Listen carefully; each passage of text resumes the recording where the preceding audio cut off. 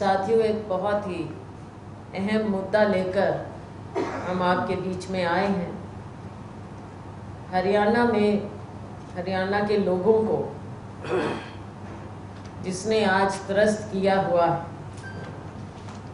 ख़ास तौर से जो शहर के वासी हैं, उनके ऊपर एक इतना बड़ा प्रकोप इस भारतीय जनता पार्टी जजपा सरकार ने डाला है। मैं कहना चाहूँगी प्रॉपर्टी आईडी के बारे में। ये प्रॉपर्टी आईडी के नाम पर हरियाणा के शहर वासियों के ऊपर जो कहर ढाया, आप सब जानते हैं। बहुत बड़ी बड़ी बातें सामने आई हैं। हमारे तकरीबन 88 शहर, जिनमें से 11 नगर निगम हैं, 23 नगर परिषद हैं और 54 नगर पालिकाएं। इनमें जहां 1 करोड़ से अधिक हरियाणा वासी अपनी प्रॉपर्टी आईडी सही कराने के लिए दर दर भटक रहे हैं, दलालों के हाथ में लूट-पेट रहे हैं। वहाँ ऐसे लगता है कि ये भाजपा जजपा सरकार आंख मीच कर बैठी। 1 करोड़ से अधिक नागरिक, जबकि 42.5 4.5 लाख 70,000 चलो मोटा मोटी 42.5 मैंने कहा, इतने लाख प्रॉपर्टीज हैं, प्रॉपर्टी ओनर, जिनके ऊपर ये इस तरह का कहर ढाया गया है। साथियों, शहर में जो लोग बस रहे हैं, लोग गांव से शहर में आते हैं बेहतर जीवन व्यतीत करने के लिए, कि उन्हें वहां पर बेटर इंफ्रास्ट्रक्चर मिलेगा, प्लान्ड ढंग से घर होंगे, बिजली, पानी, सड़कें, ये सब सुविधाएं मिलेंगी। लेकिन आपने देखा है कि पिछले दिनों में इस सरकार ने, जैसे ये हमेशा आनन फानन में फैसले लेते हैं, ये एक ऐसा फैसला लिया है। साथ में जो बहुत बड़ा मुद्दा है, मुद्दा ये है कि एक बाहर की कंपनी, याशी कंपनी नाम से, इन्होंने टेंडर दिया। अब ये राजस्थान की कंपनी थी, इनके साथ इन्होंने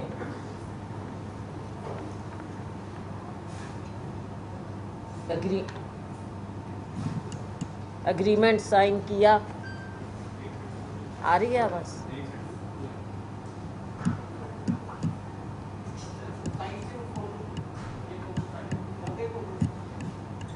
इसमें तो लाइट है।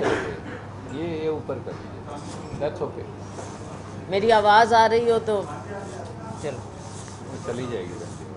ठीक। ये एग्रीमेंट है, उसके क्लॉज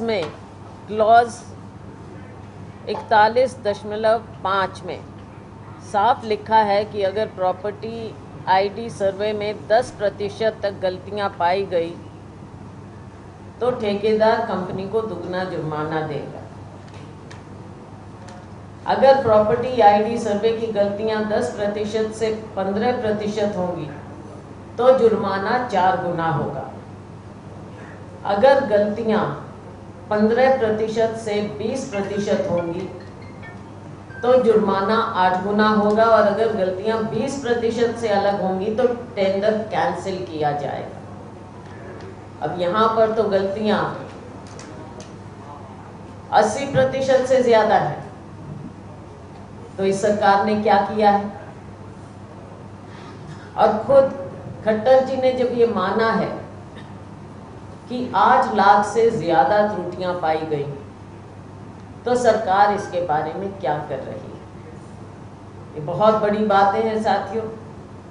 प्रॉपर्टी आईडी सर्वे में याशी कंपनी द्वारा जब इतनी गलतियां पाई गई, तो इन्होंने ना ब्लैक लिस्ट किया, ना जुर्माना लगाया, ना कैंसिल किया। तो साथियों, इन बातों को देखते हुए मुद्दा इतना बड़ा है कि ये सरकार क्यों असमर्थ है कुछ करने के लिए, जबकि आपने पेमेंट भी कर दी। मंत्री जी भी कुछ कह रहे हैं, बहुत सी बातें सामने आई हैं, और जब इतनी बातें सामने आई हो तो ये सरकार चुप क्यों बैठी? क्या इनकी मिली भगत है या कोई कमजोरी है? तो इन सब चीजों के बारे में सरकार सामने क्यों नहीं आती? आपने इतना बोझ डाला है जो हमारे उपभोक्ताओं पर, प्रॉपर्टी ओनर्स पर, लाखों लोगों को दर दर भटकने के लिए मजबूर कर दिया।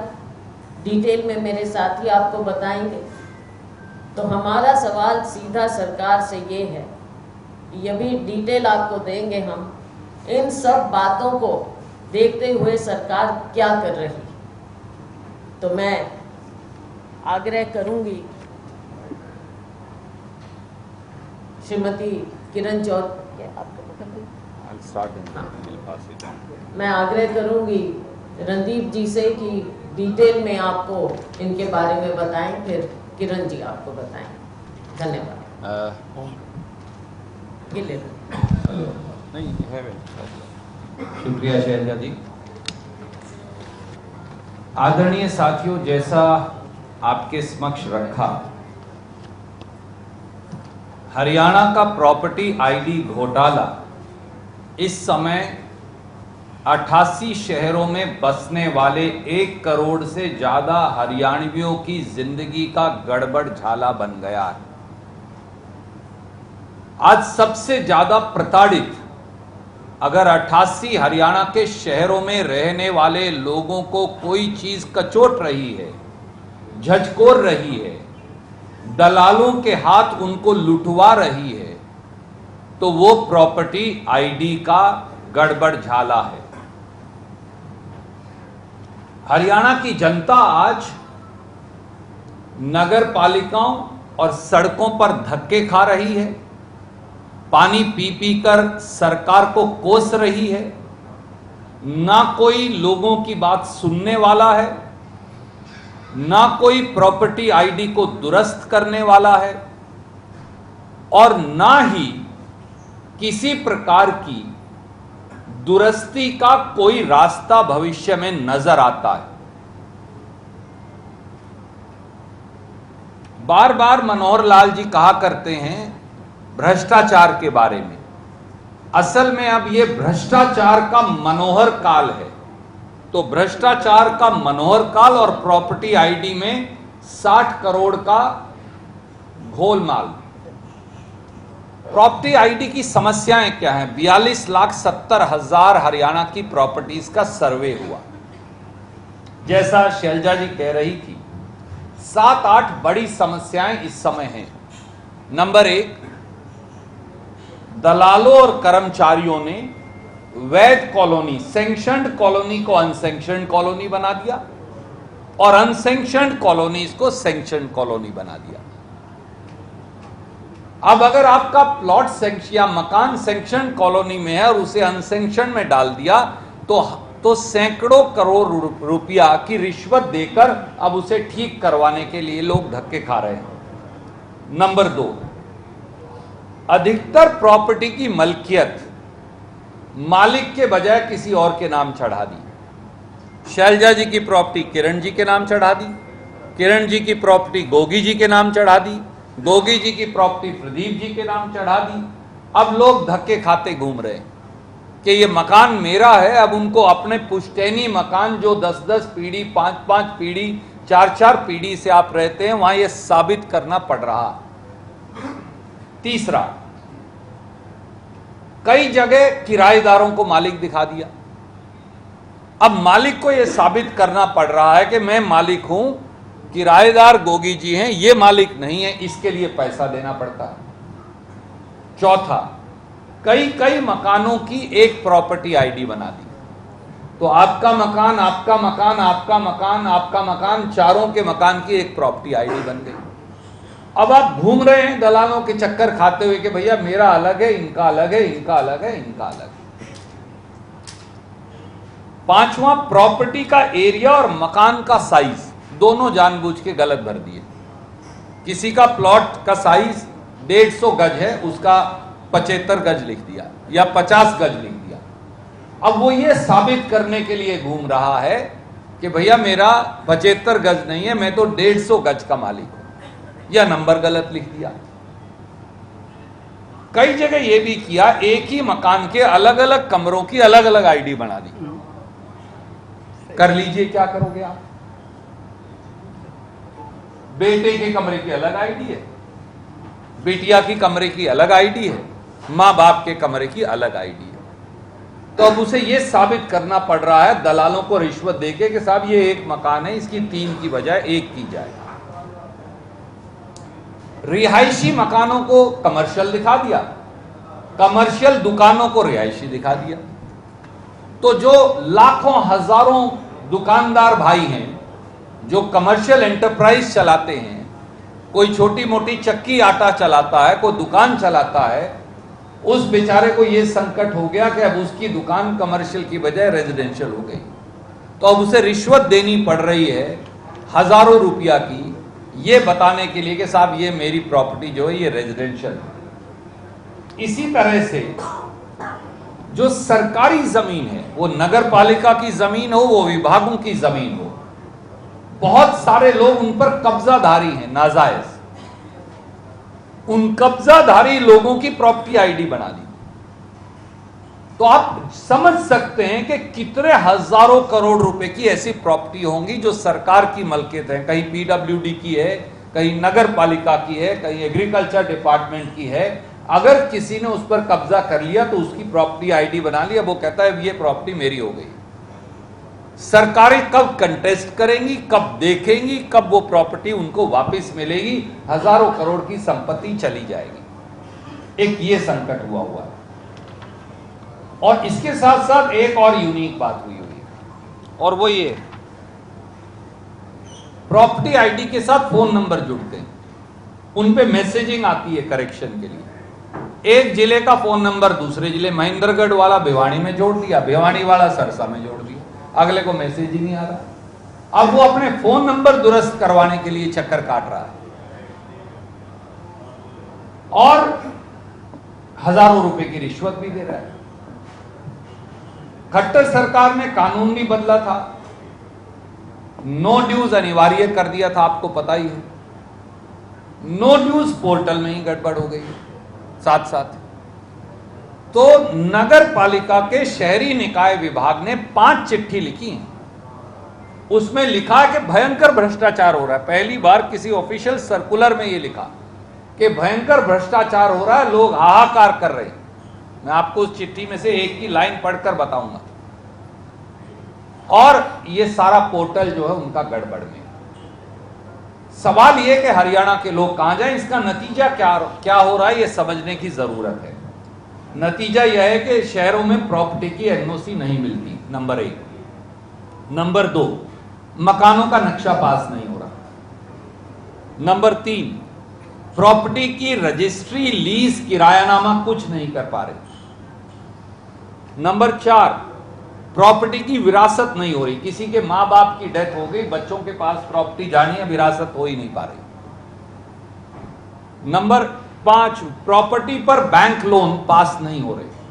गरीब आदमी जब मकान बनाता है तो पहले प्लॉट को रहन रख दिया, उस पर कर्जा लिया, कर्जा लेके मकान बना लिया, अब लोन नहीं ले सकते आप। नंबर 6, बकाया जो प्रॉपर्टी टैक्स है वो देने पर अब 100% छूट की स्कीम आई है। जब मेरा आईडी नहीं है तो छूट कहां से मिलेगी। नंबर 7, जो बकाया प्रॉपर्टी टैक्स है वो कोई दे ही नहीं सकता। आप आज अपने प्रॉपर्टी का टैक्स भरने जाओ, आपकी आईडी नहीं है तो टैक्स ही नहीं भरवा रहे। सरकार को भी हजारों सैकड़ों करोड़ रुपए का चूना लगने लग रहा है। तो सच्चाई ये है साथियों कि 13 अगस्त 2019 को वो याशी कंपनी जिसकी चर्चा शैलजा जी ने की, उनके साथ एग्रीमेंट हुआ। उस एग्रीमेंट की कॉपी भी हम आपको भेज रहे हैं, जिसकी चर्चा शैलजा जी ने आपसे की। उस एग्रीमेंट के मुताबिक 4 महीने में ये काम पूरा होना था, यानी 12 दिसंबर 2019 तक। ये काम 10 एक्सटेंशन दे ली, आज तक पूरा नहीं हो लिया। हम 2023 की जुलाई में हैं, अब जो काम 4 महीने में पूरा हो जाना चाहिए था। तो 88 शहरों में 42,70,000 प्रॉपर्टी का सर्वे हुआ, 85% गलत है। और सरकार को ही नहीं पता कि कितनी गलतियां हैं। उसके 2 उदाहरण हैं। डॉक्टर कमल गुप्ता ने 17 दिसंबर 2022 को, जो शहरी निकाय मंत्री हैं, कहा कि 15.5 लाख गलतियां हैं। 42,70,000 में 15.5 लाख गलतियां। खट्टर साहब ने 7 जुलाई 2023 को कहा 8 लाख गलतियां हैं। अब मंत्री मुख्यमंत्री को दोनों को ही पता नहीं तो लोग कहां ऐसी तैसी करवाएंगे? उन बेचारों का क्या होने वाला? और इसके 3 बड़े महत्वपूर्ण पहलू और हैं, और मैं किरण जी से अनुरोध करूंगा कि वो उनको आपके समक्ष रखेंगे। धन्यवाद शैलजा जी, रणदीप सुरजेवाला जी। डिटेल के अंदर सारी बात आपके सामने रखी है। सच्चाई ये है कि हरियाणा सरकार जो है आज के दिन पूरी तरह से हरियाणा को एक प्रयोगशाला इन्होंने बना लिया है। अलग अलग किस्म से पोर्टल खोल रहे हैं, जो आधे पोर्टल चलते नहीं हैं, काम नहीं करते हैं। लोगों को जो है इतनी परेशानियां झेलनी पड़ रही हैं कि जो आज तक जो है कभी ऐसा हालात लोगों के हुए नहीं। गांव के अंदर जब हम दौरा करते हैं, मैंने देखा लोग आके बताते हैं कि जी अब एक आदमी परिवार का निर्धारित कर दिया गया है, वो थैला लेकर कागजों का वो इधर से उधर, उधर से इधर सारा घूमता है। जैसे शैलजा जी ने और अभी रणदीप जी ने बताया विस्तार से कि इतनी ज़बरदस्त परेशानियां लोगों को झेलनी पड़ रही हैं कि उनको समझ ही नहीं आ रहा कि इससे निजात किस तरह से उनको मिले। यहाँ पर जो है प्रॉपर्टी आईडी, जो एक तरफ तो प्रॉपर्टी आईडी जो घोटाला इतना ज़बरदस्त चल रहा है, और दूसरी तरफ जो है सरकार पूरी तरह से सोई हुई है, आंखें मूंद के बैठी हुई है। अब किस लिए बैठी हुई है ये पूछना आपका काम है। अब आपको मैं बताना चाहती हूँ कि टेंडर एग्रीमेंट का क्लॉज 40.2.1 के मुताबिक पूरे प्रॉपर्टी आईडी सर्वे का लगातार निगरानी के लिए डायरेक्टर लोकल बॉडीज की अध्यक्षता में प्रोजेक्ट मॉनिटरिंग कमेटी का गठन किया गया था, जिसे हर 15 दिन में प्रॉपर्टी आईडी सर्वे की दुरुस्ती जांच करने के लिए कहा गया, और पूरे प्रोजेक्ट के वर्क शेड्यूल को भी मॉनिटरिंग की जिम्मेवारी भी दी गई। इसी प्रकार टेंडर एग्रीमेंट जो था उसका जो क्लॉज है 40.2.2 के मुताबिक स्टीयरिंग कमेटी का गठन हुआ, जिसे प्रॉपर्टी आईडी प्रोजेक्ट के खत्म होने तक सारी जिम्मेवारी का निर्वहन करना। तो ये सारा का सारा क्लॉज के अंदर पूरी तरह से निर्धारित करा हुआ है, बड़ा स्पष्ट तरीके से लिखा हुआ। सच्चाई क्या है? सच्चाई ये है कि जैसे बताया अभी कि ये याशी कंपनी जिसको ये ठेका दिया गया है, पता नहीं किसके चहेते हैं ये, कि उन्होंने पूरी तरह से मन मर्जी से गलत तरीके से जो है सर्वे किया, और ना तो सरकार ने कोई मॉनिटरिंग करी, ना कोई अधिकारियों ने कोई मॉनिटरिंग करी, और ना किसी ने कोई भी किसी तरह की जिम्मेवारी निभाई, और 1 करोड़ जनता जो है उसको भ्रष्टाचार के जो है भेंट जो है वो चढ़ा दिया। इसकी जिम्मेदारी कौन लेगा? सच्चाई ये है कि विधानसभा में भी जब ये कॉलिंग अटेंशन मोशन मैंने लगाया था, उस समय माननीय मुख्यमंत्री जी ने स्वयं खड़े होकर ये बात कही थी कि हाँ इसमें अनियमितताएं हैं और उसमें हम जांच कर रहे हैं। ये बात आपको याद होगी है, जब हमारा मार्च का जब अभी सेशन हुआ था उस समय ये बात थी, और उन्होंने खुद ये माना सदन पटल पर। लेकिन आज तक ना जाने क्या जो हैं परेशानियां हैं या क्या दबाव है या क्या चक्कर है, आज तक इस याशी कंपनी जो भी है ये, इसके ऊपर कोई किसी तरह से कार्रवाई नहीं करी गई। ये जो है इसको बल्कि हंसी मजाक मैं तो समझती हूँ कि क्लीन चिट और इसको दे दी कि मंत्री जो हैं, जो निकाय मंत्री जो हैं कमल गुप्ता जी, वो जो है वो इनको क्लीन चिट दे रहे हैं और सारा का सारा ठीकरा जो है वो अधिकारियों के ऊपर फोड़ा जा रहा है। सच्चाई में जो है ये प्रॉपर्टी आईडी का जो है रैंडम जांच जो है वो करनी थी नगर निगमों में, नगर परिषदों में और नगर पालिकाओं के अधिकारियों के द्वारा, और इसका सही होने का सर्टिफिकेट जो है वो दिया जाना था। इसी के आधार पे गुपचुप ना तो ये सही हुआ ना देखा गया, गुपचुप तरीके से सरकारी खजाने से ये जो ठेकेदार कंपनी है इसको 60 करोड़ रुपया का भुगतान भी हो गया। जब मुख्यमंत्री, माननीय मुख्यमंत्री जी खुद सदन में मान रहे हैं कि अनियमितताएं, और गुपचुप तरीके से 60 करोड़ रुपए जो है इनको दे दिया जाता है, और जो है मंत्री जो हैं वो पूरी तरह से क्लीन चिट कहते हैं और कह रहे हैं कि कोई भी गड़बड़ियां जो हुई हैं वो कंपनी ने नहीं करी हैं, वो अधिकारियों ने करी हैं। तो मैं पूछना चाहती हूँ कि जो सरकार जीरो टॉलरेंस की बात करती है, जीरो टॉलरेंस से अपना पीठ थपथपाती है, ये जीरो टॉलरेंस इनका सामने आ गया। भ्रष्टाचार, व्यापक भ्रष्टाचार जो है आज हरियाणा के अंदर हो रहा है, और किस तरह से जनता, आम जनता के साथ खिलवाड़ हो रहा है, भाई से भाई को लड़ाया जा रहा है। क्योंकि प्रॉपर्टीज का जिस तरह से रणदीप जी ने बताया कि किस तरह से किसके नाम कहाँ चला गया, क्या नहीं हुआ, झगड़े शुरू हो गए। लोग हमारे पास आते हैं कि ऐसे हो रहा है, ऐसे हो रहा है, इसको ठीक करवाओ। ठीक कैसे करवाएं? क्योंकि जो है इनके जो सर्वर भी हैं, पोर्टल जितने खोल दिए हैं, वो सर्वर जो हैं वो आधे टाइम काम करते हैं, नहीं करते हैं, चंडीगढ़ के अंदर सारे निर्धारित। तो ना तो जो है ब्लैकलिस्ट करा गया इस कंपनी को, ना कोई एफआईआर जो है वो दर्ज करी गई है, और मिली भगत करने वाले सब अधिकारियों के ऊपर कोई एफआईआर अभी तक नहीं हुई है। जब मंत्री जी कह रहे हैं कि ये अधिकारियों पे ठीकरा फोड़ रहे हैं, तो उनके ऊपर भी कोई एफआईआर दर्ज नहीं हुई है।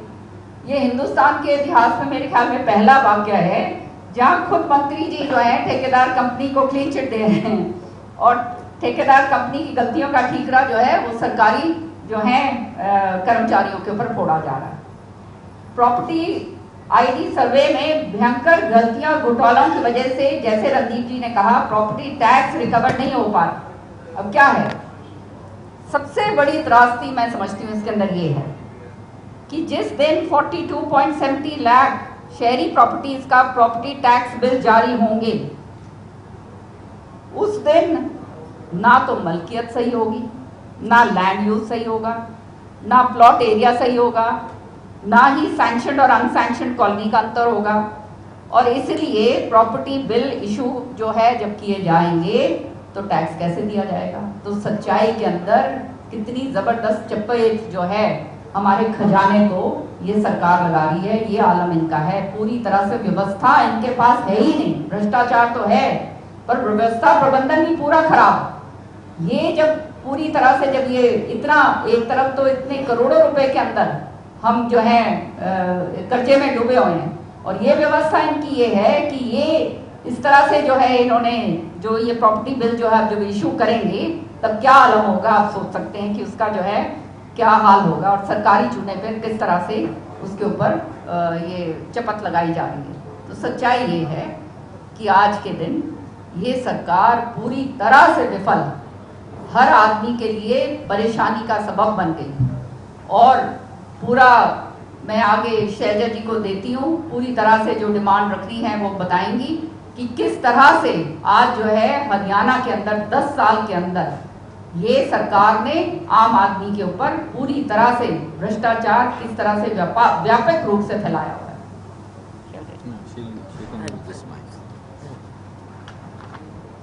कोई कुछ करें आप ओबी जी, प्रदीप जी कुछ करना चाहें? कुछ ऐड करना चाहें? आप कह रहे थे ना अभी थोड़ी देर पहले, बता रहे थे गोगी जी कि जी पानी की भी बात ज़रूर करना। जो पिछले एक साल में 3 बार वाटर रेट्स बदले गए हैं, बढ़ाए गए। और 20% वाटर रेट बढ़ा दिए गए हैं पिछले 1 साल में। कभी फ्लैट रेट कर देते हैं, कभी कुछ कर देते हैं। तो ये भी एक चुनौती समझो जो शहर के लोगों पर डाली जा रही है सरकार द्वारा। तो साथियों, हमारी इतने डिटेल में जो मेरे साथियों ने, कॉलीग्स ने, हमने आपके सामने ये बात रखी है। हरियाणा का बहुत ही ज्वलंत मुद्दा है। हम समय समय पर इन मुद्दों को आपके बीच पहले भी हमने उठाया, बेरोज़गारी का मुद्दा उठाया आपके बीच में, और फिर हमने एक पदयात्रा भी की हज़ारों स्टूडेंट्स के साथ। आज हम आपके सामने ये मुद्दा लेकर आए हैं जो शहर के लोगों को त्रस्त कर रहा है और हरियाणा में लोगों को किस तरह से दर दर भटकने को मजबूर कर रहा है। इन सब बातों को देखते हुए हम डिमांड करते हैं कि हरियाणा सरकार से कि नंबर 1, याशी कंपनी का टेंडर कैंसिल करना चाहिए। सबसे पहले इनका टेंडर कैंसिल करें, जो कि प्रावधान था और इन्होंने लागू नहीं किया। नंबर 2, 60 करोड़ रुपए की रिकवरी होनी चाहिए। जो 60 करोड़ रुपए की पेमेंट बिना चेक के, चेक मेरा मतलब लिखित चेक नहीं, लेकिन बिना उसकी इंक्वायरी वेरिफिकेशन के जो उनको 60 करोड़ रुपया भुगतान कर दिया है, उसकी रिकवरी हो। साथ में इन पर पेनल्टी लगाई जाए और साथ साथ इनको ब्लैक लिस्ट भी किया जाए। ये हमारी दूसरी डिमांड है। तीसरी डिमांड है कि याशी कंपनी और जो भी सफ़ेद पोश इनमें इनके साथ जुड़े हुए हैं, जो संदिग्ध हैं, उन पर, पॉलिटिकल लोग, उन पर और अधिकारियों पर FIR दर्ज होना चाहिए तुरंत प्रभाव से। ये कैसा हो रहा है कि सबको मालूम है, कहा जा रहा है कि ये सब त्रुटियां भी हैं, गलतियां भी हैं, और उसके बावजूद कोई एक्शन नहीं हो रहा। हमारी चौथी डिमांड है कि जो ये हरियाणा के शहर वासियों पर इतना बड़ा ये बोझ डाल दिया है, सर्वे करके गलत, जो उनको हर चीज़ में गलतियां पाई गई, जैसा मेरे साथियों ने बताया डिटेल में। हमारी डिमांड है कि ये सारा सर्वे जो है ये फर्जी सर्वे है, इसको तुरंत प्रभाव से स्क्रैप करें और जो लोगों के कामकाज हैं, चाहे उनको अपनी प्रॉपर्टी ट्रांसफ़र करनी है, रजिस्ट्रेशन है, तरह तरह के जो काम हैं रुके हुए हैं, उन्हें तुरंत शुरू किया जाए। और पांचवी डिमांड, क्योंकि साथियों इस सरकार पर हमें भरोसा, हमें क्या, किसी को भी नागरिक को भरोसा नहीं रहा। भरोसा होता कि जब ये पता लगते ही पहले तो गलत होने नहीं देते, हो गया तो तुरंत कुछ एक्शन होना चाहिए था। लेकिन ये सरकार आज तक हाथ पर हाथ धर कर बैठी, और जहाँ इतने बड़े बड़े लोगों के नाम आ रहे हैं, बयान आ रहे हैं, साफ पता लग रहा है कि अधिकारियों से लेकर सफ़ेद पोशों सब के बीच में कहीं ना कहीं मिली भगत नज़र आती है। केवल 60 करोड़ की बात नहीं, 60 करोड़ सिर्फ एक चीज़ है, वो एक कंपनी को जो सरकार ने पेमेंट की है, केवल उतनी बात। लेकिन जो उसके अलावा आप सोच सकते हैं कि भ्रष्टाचार में लोगों का कितना पैसा गया, लोगों से जो मैं तो समझूंगी एक्सटॉर्शन हुई है, ये भी एक बहुत बड़ा मुद्दा है। तो इसलिए हमारी डिमांड है कि हाई कोर्ट के सिटिंग जज के निगरानी में इसकी इंक्वायरी हो। छोटी मोटी डिपार्टमेंटल इंक्वायरियों से कुछ होना नहीं है। जब 88 शहरों की बात है न जाने कितने अफसर हैं इसमें, कितने दूसरे लोग हैं। तो ये छोटी मोटी डिपार्टमेंटल इंक्वायरी से इसमें कुछ निकलने वाला नहीं है। हमने पहले भी देखा है, जब से ये सरकार बनी है इंक्वायरी पर इंक्वायरी कही जाती हैं, लेकिन किसी बात का कोई नतीजा कभी निकला नहीं। करनाल में ही खुद कितना बड़ा घोटाला हुआ था, कुछ नहीं। रजिस्ट्रेशन घोटाला कुछ नहीं, शराब घोटाला कुछ नहीं, किसी घोटाले का आज तक कोई अंजाम नहीं आया। इसलिए हमारी डिमांड है कि हाई कोर्ट के सिटिंग जज की निगरानी में, और अगर ये सरकार सच्चे मायने में दिखाना चाहती है कि ये भ्रष्टाचार के खिलाफ हैं, तो इनको ये डिमांड माननी चाहिए और हाई कोर्ट के सिटिंग जज की निगरानी में एक इंक्वायरी बिठाना चाहिए। ये हमारी डिमांड है। बहुत बहुत धन्यवाद। Any questions you're welcome to. दीजिए, आप चिट्ठी दिखा रहे थे, अधिकारियों ने चिट्ठी लिखी थी, बता दीजिए।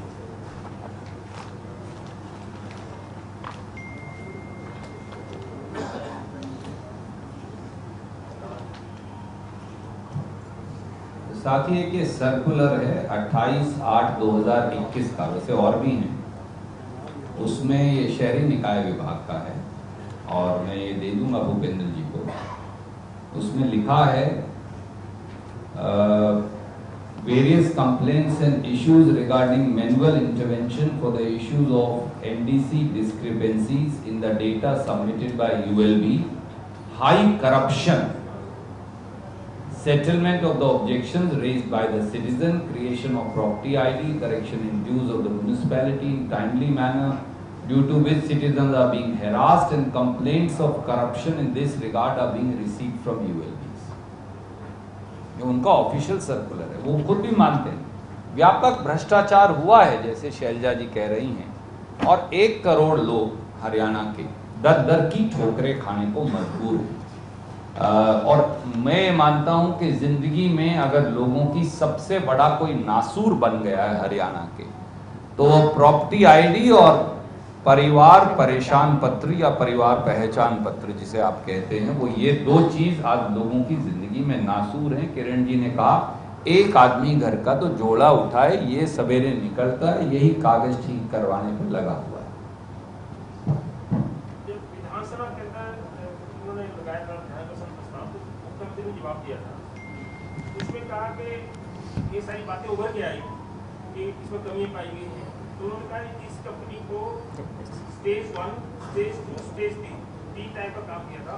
तो स्टेज 1 का काम कंप्लीट हो गया था, स्टेज 2 और स्टेज 3 का काम रोक दिया था, रद्द कर दिया था। ये विधानसभा में चीफ मिनिस्टर ने बयान दे दिया था। नंबर 1 तो कि ये काम आगे इस कंपनी से वापस ले लिया। जो पहला काम था उसके 52 करोड़ रुपये अलग अलग लोकल बॉडीज ने दी।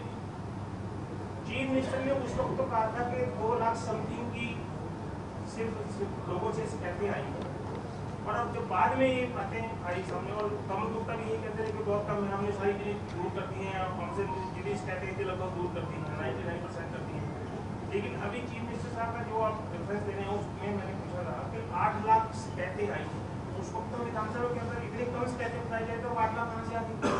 डिप्टी कमिश्नर्स ने इसके क्लास अगर आप पढ़ेंगे 5% से ऊपर अगर होंगी, उन्होंने पढ़ के मैंने बताया, पढ़ के बताया तो था। कोई दिक्कत थी। 5 से नीचे रखा सभी डीसी में, 4.5, 4.4, 4.0, मतलब इतनी कमी है, उससे ज्यादा कमी नहीं बताई। तो और तो उसी दिन से स्टार्ट हो गया था काम, लेकिन जांच नहीं हुई। आप कहते तो जांच करवाई जाए, जांच तो भी हुई नहीं, जांच तो हुई नहीं सकती उन्होंने कहा थी। तो मेरा पॉइंट ये है कि जो विधानसभा के अंदर दिया गया था, वहां पर दिया गया बयान अगर सही ना हो तो क्या होता है? सदन पटल के ऊपर जो बात कही जाती है वो पूरे वो दे दो मेरे को। हाँ। सदन पटल पे आप जानते हैं ये ध्यानाकर्षण प्रस्ताव मैंने रखा था, और जब ये जवाब मिला था, और सदन पटल के ऊपर जो जवाब अगर दे दिया जाता है तो वो पूरी तरह से मान्यता होती है उसकी। यही तो कहने की बात है कि जहां मुख्यमंत्री जी ने स्वयं उस समय स्वीकारा था कि हाँ इसमें त्रुटियां हैं इसके अंदर, उसके बावजूद कोई कार्रवाई नहीं हुई है। उसके बाद 60 करोड़ रुपए दे दिए गए हैं, और उसके बाद जो है जो FIR, जैसे शैलजा जी ने कहा FIR और सब कुछ होना चाहिए था, वो नहीं हुआ।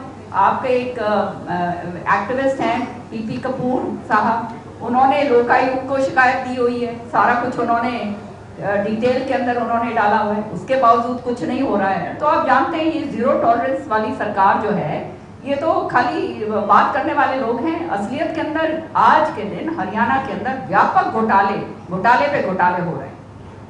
और ये सच्चाई ये है कि ये जब सदन पटल पे जो चीज़ बोली जाती है, अगर वो पूरी नहीं होती है तो ये जो है उसके अंदर उसके ऊपर कार्रवाई करी जा सकती है। लेकिन सरकार तो इनकी है, पर आप प्रिविलेज मोशन मूव कर सकते हैं। क्यों नहीं मूव कर सकते? क्यों कर सकते हैं? कर सकते बिल्कुल हैं। कर सकते हैं, ये सब यूएलबी का जो सर्कुलर, बिल्कुल बिल्कुल पूरी तरह से। यूएलबी का सर्कुलर ये किसको भेजा गया था? ये उन्होंने सभी नगर पालिकाओं को नगर भेजा। पालिका। बिल्कुल इस पे प्रिविलेज मोशन पूरी तरह से इस पे मूव हो सकता है। प्रिविलेज ही नहीं, इसके ऊपर तो वो भी होता है अकाउंटिंग वाला। जी। Party High Court has called a meeting on August 2nd to deal with Karnataka crisis, and what I have learned, Mr. Rahul Gandhi and Mr. Kharge is going to take this meeting. My dear friend, this is not the press conference meant for that, and I assure you there is no crisis. We have a strength of 138 legislators, which is unprecedented. Kharge Sahab, Shri Rahul Gandhi ji continue to meet various people, and I don't think so today is the forum or the day to answer that. Gupta ji.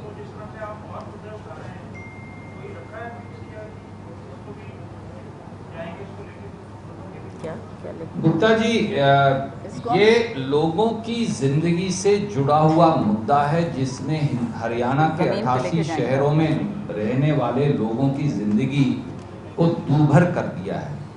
सांस लेना, जिंदगी जीना। आप बताइए, अगर किसी व्यक्ति की पुश्तैनी संपत्ति है और उसके पास उसका रजिस्ट्रेशन आज नहीं है, प्रॉपर्टी आईडी आपने किसी और के नाम कर दी, तो आज वो दर दर की ठोकरें खाने और दलालों के दरवाजे पर दस्तखत देने पर मजबूर है, लाखों रुपए की रिश्वत देने को मजबूर है कि उसके बाप दादा की संपत्ति की प्रॉपर्टी आईडी उसके नाम हो जाए। यह हरियाणा के शहरों की समस्या है। वाकई में ये जन आंदोलन है, और उस जन आंदोलन में कांग्रेस पार्टी और हम सब अपनी अपनी आहुति डालेंगे, ये स्वाभाविक है। और हमने जैसा कहा था, हम जन आंदोलन के मुद्दे आपके समक्ष रखते रहेंगे ताकि उसे जमीनी स्तर पर फिर एक आंदोलन के रूप में क्रियान्वयन किया जा सके। सीईटी और भर्ती का मामला हमने उठाया, और आप देखिए कि पूरी कांग्रेस पार्टी ने उस पर आंदोलन किया। अलग अलग जगह एक चिलचिलाती धूप में हजारों बच्चों ने यात्रा की, हमने भी उनके साथ अपने कदम बढ़ाए। स्वाभाविक है, इसे भी जन आंदोलन का रूप दिया जाएगा पार्टी के द्वारा।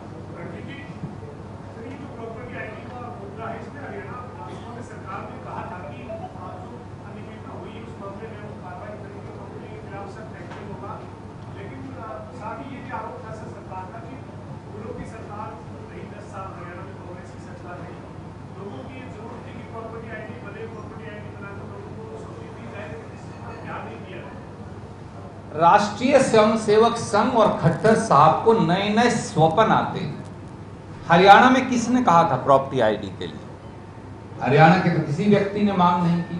फिर भी आप प्रॉपर्टी आईडी बनाना चाहते हैं, बनाइए, पर क्या वो भ्रष्टाचार का अड्डा बन सकती है? क्या वो पूरे हरियाणा के करोड़ों लोगों को, 88 शहरों में रहने वाले लोगों को लाइनों में खड़ा कर दलालों के दरवाजों पर दस्तखत देने को मजबूर कर सकती है? क्या वो लोगों को पानी पी पी कर खट्टर सरकार को कोसने के लिए की ड्योढ़ी पर लाकर खड़ा कर सकती है? क्या सुनवाई के नाम पर धक्के और भ्रष्टाचार की भेंट चढ़ा सकती है? ये सब खट्टर साहब ने किया। इसीलिए तो मैंने कहा, भ्रष्टाचार का मनोहर काल और प्रॉपर्टी आईडी में 60 करोड़ का गोलमाल, यही वास्तविकता है। तो कमल गुप्ता ने तो ये कहा है, जब मैंने पूछा उन्होंने प्रॉपर्टी आईडी बनने के बाद हमारा जो प्रॉपर्टी टैक्स आता था वो 3 गुना बढ़ गया। कैसे? किसकी जेब में गया? भैया आज तक तो बिल ही नहीं दिया। मैं इसीलिए तो धीमान साहब ये कहा, शैलजा जी ने, किरण जी ने, मैंने, हरियाणा की मौजूदा सरकार ने प्रॉपर्टी आईडी में इतनी भयंकर त्रुटियां, गलतियां, दलाली और भ्रष्टाचार किया है कि वो आज आप हाउस टैक्स जमा ही नहीं करवा सकते, तो जो सैकड़ों करोड़ रुपए का टैक्स सरकार को आता था उसको भी चूना लग रहा है। 200, 300, 400 करोड़ की कलेक्शन होगी, मुझे एग्जैक्ट डेटा नहीं पता। और आज तक नई प्रॉपर्टी आईडी के आधार पर कोई हाउस टैक्स का बिल जारी नहीं हुआ। जिस दिन 42,70,000 प्रॉपर्टी आईडी का बिल जारी होगा, अभी तो वो लोग घूम रहे हैं, आपको लोन लेना है, आपको विरासत का इंतकाल करवाना है, आपको एनओसी लेनी है, आपको मकान का नक्शा लेना है, अभी तो वही बेचारे धक्के खा रहे हैं। जिस दिन हाउस टैक्स का बिल आ गया उस दिन सब कुछ गलत मिलेगा और हाहाकार मच जाएगा। इवन सुअर का कनेक्शन भी। इसे प्रॉपर्टी आईडी बनाने के बाद मैसेज भी गए थे मोबाइल पे, जो अलग बात है कि मोहन करवाने वाली चला गया, इसके नोटिस जारी हुए हैं, तभी तो 8 लाख जो कहते हैं लोग आए हैं। तो ये मेरा इतना कैसे आया प्रॉपर्टी आईडी, नाम गलत कैसे चल गए, मेरा तो एरिया नहीं था। देखिए, मंत्री ये कहते हैं 15.5 लाख हैं, मुख्यमंत्री कहते हैं कि 8 लाख हैं। 5 ठीक भी हो गए। शैलजा जी ने वो कॉन्ट्रैक्ट की क्लॉज पढ़कर बताई कि अगर 20% है तो टेंडर कैंसिल होकर पूरा चीज स्क्रैप होनी चाहिए। अब अगर 42,70,000 हैं और 15.5 लाख कंप्लेंट्स हैं तो 20% से ज्यादा हो गई, तो टेंडर स्क्रैप होके फ्रेश सर्वे क्यों नहीं हुआ? क्या खट्टर साहब इसी बात का जवाब दे दें। 8 लाख है तो भी 20% हो गई, उसका जवाब दे दें। आप याशी कंपनी के साथ हैं या हरियाणा के लोगों के साथ? सवाल ये। देखिए, याशी कंपनी में आपने कहा कि घोटाला किया है और उनके ऊपर कोई कार्रवाई नहीं हो रही है, कोई लगता है आपको कि सरकार में से उनके साथ मिला हुआ है या कोई हिस्सेदार है जिसकी ये कार्रवाई नहीं करवा रही? खट्टर सरकार सीधे सीधे याशी कंपनी से मिली है हरियाणा के लोगों को प्रताड़ित करने के लिए। 5 मांगे कुमारी शैलजा जी ने हम सबकी ओर से आपके समक्ष इसलिए रखी। टेंडर कैंसिल हो, याशी कंपनी ब्लैकलिस्ट हो, एक प्रॉपर हाईकोर्ट के सिटिंग जज में इंक्वायरी हो, एफआईआर दर्ज हो, सर्वे स्क्रैप हो। हमने 5 मांगे इसीलिए आपके समक्ष रखी। नाम है कोई आपको जानना है? देखिए, ये तो इंक्वायरी, इसीलिए कहा अगर सब कुछ ठीक है तो हम चुनौती देते हैं माननीय खट्टर साहब को, दुष्यंत चौटाला जी को, ये आगे आए और आप टेंडर की शर्तों को लागू कर दें, उसी दिन सर्वे स्क्रैप हो जाएगा। और एक नई इंक्वायरी करवाएं सिटिंग हाईकोर्ट जज से, क्योंकि बिल्ली को दूध की रखवाली नहीं बिठाया जा सकता। खट्टर सरकार ही असल में दोषी है, तो बिल्ली दूध की रखवाली कैसे होगी? इसीलिए शैलजा जी ने कहा सिटिंग हाईकोर्ट जज से इंक्वायरी हो। लेकिन मुख्यमंत्री हरियाणा 2014 से बोलते कि सुशासन सरकार चलेगी, हमारा सुशासन, उसका जीता जागता प्रमाण ये है, जीता जागता प्रमाण है सुशासन का। जो शहर के लोग, गांव के लोग कोई परिवार पहचान पत्र के लिए, कोई प्रॉपर्टी आईडी के लिए दर दर भटक रहे हैं, वो सुशासन की मिसाल है हरियाणा में। मुख्यमंत्री जी तो कह रहे हैं कि इस प्रॉपर्टी आईडी स्कीम को स्वामित्व योजना के नाम से भारत सरकार ने भी स्वीकार किया। हमने क्या कहा? प्रॉपर्टी आईडी की आड़ में भ्रष्टाचार, दलाली, घोटाला और लोगों को प्रताड़ित करने का धंधा नहीं चल सकता। आपको प्रॉपर्टी आईडी बनानी है, उसका सही तरीका है, सही तरीके से बनाइए। एक एक घर का दरवाजे का दस्तखत दीजिए, घर की मेजरमेंट, प्लॉट नंबर, मलकियत का निर्णय कीजिए, तब प्रॉपर्टी आईडी बनाइए। प्रॉपर्टी आईडी घोटाले में सरकार से जो मांगे की है उनको लेकर के आप टाइम का अल्टीमेटम देंगे, सरकार कार्रवाई करेगी? अल्टीमेटम आज से शुरू, और इस अल्टीमेटम पर अगर कार्रवाई नहीं हुई तो जन आंदोलन कांग्रेस पार्टी करेगी। मुख्यमंत्री जी कहते हैं कि व्यवस्था हम बना रहे हैं, कुछ कमियां रह गई होंगी, ठीक कर लेंगे उनको। सॉरी, एक व्यवस्था बना रहे हैं किसी व्यवस्था बना दी, ये कुछ कमियां हैं जो इतना कुछ आपके सामने आया है, करोड़ों लोगों को आपने सड़क पर लाकर खड़ा कर दिया है, लाखों लोगों को, तो ये व्यवस्था बनाने का कौन सा नया एक नायाब तरीका अपनाया है इस भारतीय जनता पार्टी जजपा सरकार ने? ऐसे कैसे हो सकता है? क्या इनको कुछ पता नहीं है जमीन पर क्या हो रहा है?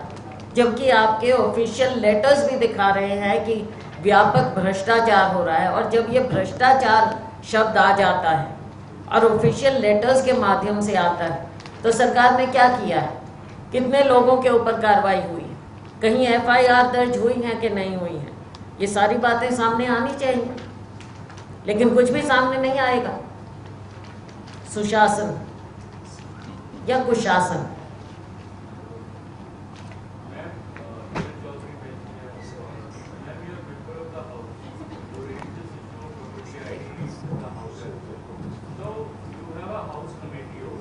Yes.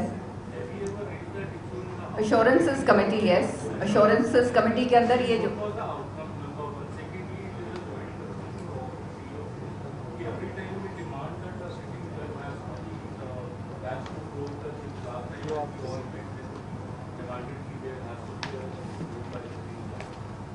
Why can't what stops Congress party in moving the Punjab and Haryana High Court on behalf of You answer the first part, I'll answer the second part. demand a special bench for the Haryana I'll answer your first question. That is whether we should take this up in the Assurances Committee. There is a committee called the Assurances Committee, as you know, that all the assurances which are given by the government, and if they are not fulfilled, they can be brought forward in the committee, and on that a decision has to be taken. So everything that is said in the House, that is a part of an assurance. Either it is an assurance or it's an undertaking given by the government. So definitely, this thing can be taken up in the Vidhan Sabha, and we will do it in the coming session. As far as the second, I didn't really clearly hear what you were saying. High Court का sitting judge. I think Randeep ji, you answer this. I'm asking in a very serious matter. हाँ. Yeah. Let him answer. He'll answer. Sure. Why can't we demand कि ये High Court का एक अलग bench ही बना दो High Court का? Manveer ji, I respect the sentiments that you have expressed. Property ID is not only a scam, but it has paralyzed the lives of over 1 crore Haryanvis living in 88 cities of Haryana. Why we have raised the issue of a sitting High Court judge conducting an inquiry is that Mr. Manohar Lal Khattar and Mr. Dushyant Chautala and the BJP, JJP government have lost the mandate and support of the people. They are only carrying on a government purely on account of a constitutional tenure. You said, why are you not going to the High Court? I am saying we are going first through you and then physically to People's Court. For us, People's Court is the final arbiter. And if we are right, and as people largely say in Haryana, BJP, JJP will be decimated by people of Haryana. Many people have gone to the court, even in CET matter. Many students have gone. Last time I think this question was put. Individual grievances or collective grievances will be sorted out by people who are actually physically aggrieved in an individual case. We are here to raise and champion people's voice collectively of people living in 88 cities, and we believe firmly that People's Court is the final arbiter for the sins, unpardonable and unforgivable sins being committed by the government headed by Mr. Manohar Lal Khattar and Dushyant Chautala.